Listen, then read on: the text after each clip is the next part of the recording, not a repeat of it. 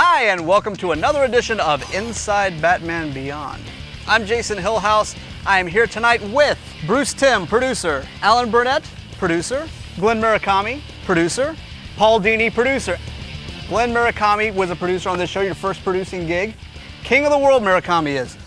We're here to talk about season 2, bigger order this time than the first 13. We kind of set everything up. You created the world and everything in the first 13.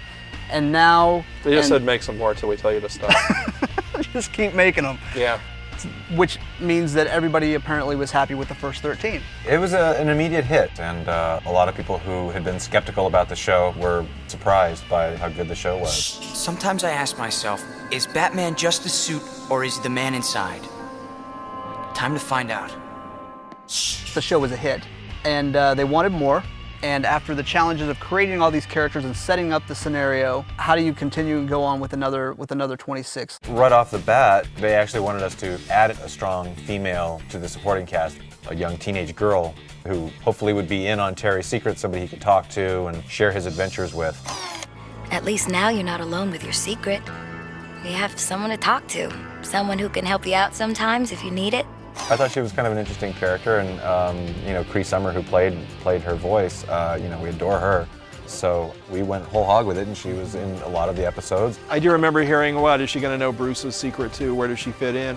Here was somebody totally new. She was not Batgirl, she was not Robin, or even Alfred for that matter. She was just somebody who was a friend of Terry's and who was let in on the secret. You call me Robin, and I'm out of here. No problem. Alfred. Alfred? I thought Max would kind of represent the future or things that Bruce didn't know more, and that's how she would be a stronger ally to Terry. A little more hip to the times and stuff like that. Yeah, but Bruce would still school them in the end. It's like, I've been around longer, I have more experience, so this is what, that's what I thought. You should have said that then. I did. And had you gotten into the pit, I was the new guy. We disappointed you all the time, Glenn. It sounds like every time we talk about this. A big disappointment. Right. See, what's interesting is we'll talk about certain ideas, and then we end up not doing them, and I never know why. I didn't spend that much time on your side of the building, well, that's so I would why. always. But see, I wasn't included in on those. This is what the network wants. You were the new guy, the new producer. Yeah, you didn't I was. Get shut up. I did. I think start a lot of trouble because I didn't know those things. So, sorry. And sometimes you want to see those ideas exexecuted, you got to get in the story meetings with the writers and stuff. So I didn't get in the pit. Yeah. You didn't get in the pit. Yeah. So you learned your lesson though, didn't you? Now you just run the show. I would. I'm not listening to anybody here. Yeah, but that would happen every once in a while. We'd have a great, design or an idea, and then we start, working out the story, and then the story takes a, it left goes a turn different way. someplace. Sure.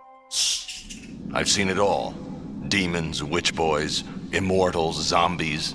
But this thing, I don't know, it just feels so high school. This was the season where we were also, because we brought in this girl character, they wanted us to move to the high school. They wanted less high school stories. Yes, less corporate stories, more high school We stories. were fine with that too, because we were actually tired of the whole corporate thing. Yeah, we felt we'd done the powers thing enough.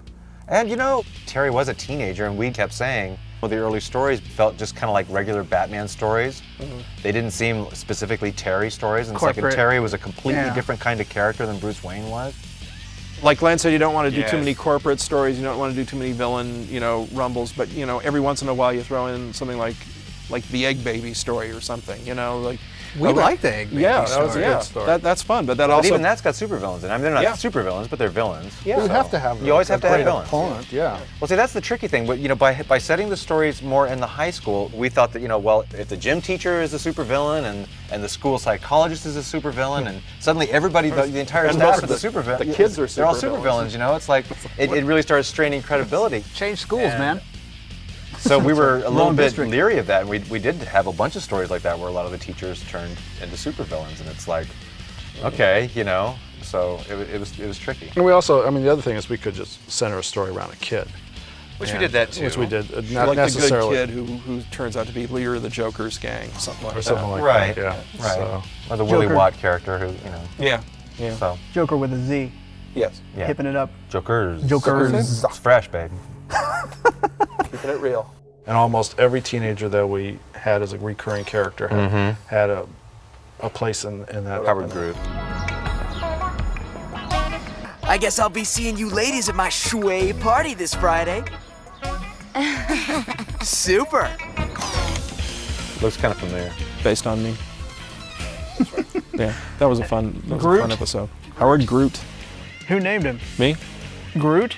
I don't know. You see yourself as a Groot? I don't know. What's a Groot? I don't know. That's what I think. Cross between Gru and a root. I don't know. I don't know. It's I just came up with a name. He was like a schlubby character, so I said Howard Groot. That sounds like that sounds like it's a perfect name for the. I mean, you look at the guy on the show, and it's a perfect name. Yeah. It just fits him. Yeah.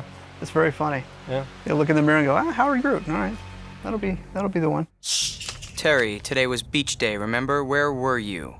Oh, just out saving the world, Ma. Season 1, you have to establish kind of the foundation, what it's going to be. And season 2 seems to be where you were spreading your wings a little bit. Specific episodes that stand out. Earth Mover. There it was, Earth Mover. Yeah. So we have a difference of opinion on this. All right. Okay. Pros and cons. When you said a few moments ago, off camera, that it was one of your favorite episodes. It is one of my favorite. That just surprised me. Why? Because that was the most difficult episode. It was one of those stories where you got into it and you could not find a good ending. You couldn't get out of that story. It was really a horror story all the way to the end. And I thought, this is as far as we can ever go on the show, as far as tone goes. And dark. Yeah. Dark. I mean, it was a really dark story. It's very dark. And there's no. We went dark. Well, that's what I like about that show. I know. I like the ambiguity of it. I like the fact that the guy who's supposed to be the bad guy isn't really all that bad, and the monster, he's only technically the monster. Even he's kind of sympathetic. I like the fact that there's no clear-cut good guys and bad guys in that story. That's what I really like. It would have been really typical to make the guy who talked the dad down into the hole, to paint him just as a complete bad guy. Right. But he made a mistake and his friend got killed, but he's trying to do the right thing by raising the daughter and everything, and he's doing it really out of a sense of guilt and duty. And to me, that kind of redeems him as a character. So you're kind of like, it's hard to hate that guy. You kind of sympathize with him. You want to kill me? Go ahead. I've got a lot to answer for, but for God's sakes, let Jackie go. She stays, and you die. There's a father who's trapped in the ground, like a living corpse, and there's no way to free him. And there was just no way to get out of that. That's cool. Well, it's cool. It is cool. It's way cool. Yeah. It was pretty horrific. It's all-time horror comics. Maybe once in a while we can do one of those, but Well, no, we didn't make a habit of it. But that to me was. Will you say that's as dark as it went? No. Yeah. No. Yes, that's no. We got darker than that. No. We got way darker than that. Yeah. Out of the Past is a way sicker story pitch than black. No, but it has a happy ending. Oh, everybody blows up. Everybody dies. The other story had no happy ending. Well, There that's was true. no- Well, that's true. It's bleak. Well, maybe we should have just killed the guy at the end. We did kill him. It was dead. No, that's right. Oh, yeah. He got blowed up. He was already dead. Oh, yeah, that's right. What did you You want saw the his little ending to bone be? hanging from the wall. There was no way out of it. yeah. I suddenly realized if I had time, I would have started all over again. No way. It's a great story. I would have started all over. How many of these meetings that apparently Glenn wasn't allowed to go to did you guys? I mean, everybody's really passionate about. No, not very often. We were usually all on the same I'm not page. looking for everybody punching each other in the face or anything. But I mean, as things went like that, I mean, part of the creative process was that like part of kind of you guys what fueled those kind of things, those kind of discussions and things like that. Like I said, not usually. I mean, for the most part, we were mostly on the same page. I stirred it up from time to time. Occasionally. When they allowed you in, you'd go in? I got taken aside and told that I suffered from first-time producer syndrome. Bruce took me aside and it's like, you can't start trouble like that. I like it. If you want out of the cave, you're going to have to do it the old-fashioned way. You're kidding. None of the Robins ever complained. A lot of stuff changed, between conceptual stage and the script phase, and some of that was due to the writing, and some of that was due to, when you get into the heart of it, you realize the story's taking a different turn, and you may not like where it's going. And sometimes we would come up with ideas, and the writers would take those. The other writers would take those and turn them into something else. I remember a robot story about a robot who was a thief who kept stealing things because it wanted to feel the same feelings. By taking this, I should be experiencing, the delight that a human has in this.